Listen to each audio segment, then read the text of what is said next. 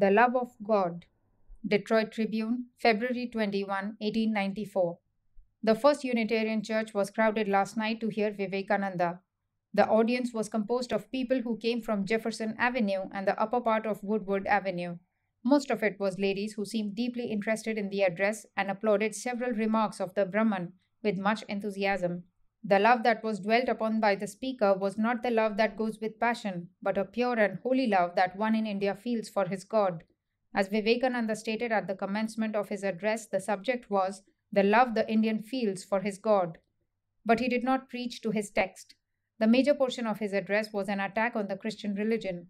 The religion of the Indian and the love of his God was the minor portion. The points in his address were illustrated with several applicable anecdotes of famous people in the history.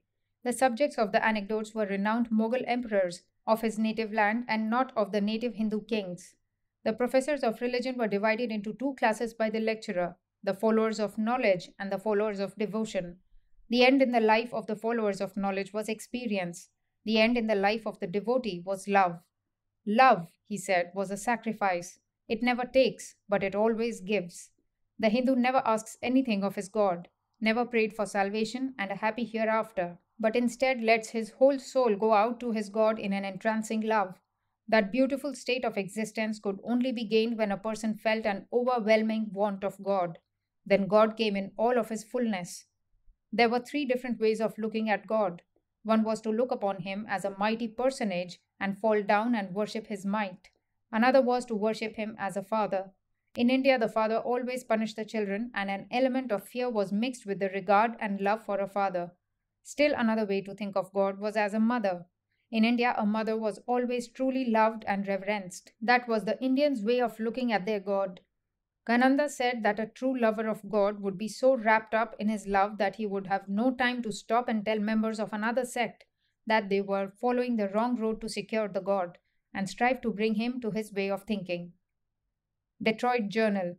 If Vivekananda, the Brahmin monk, who was delivering a lecture course in this city, could be induced to remain for a week longer, the largest hall in Detroit would not hold the crowds which would be anxious to hear him. He has become a veritable fad, as last evening every seat in the Unitarian Church was occupied, and many were compelled to stand throughout the entire lecture. The speaker's subject was the love of God.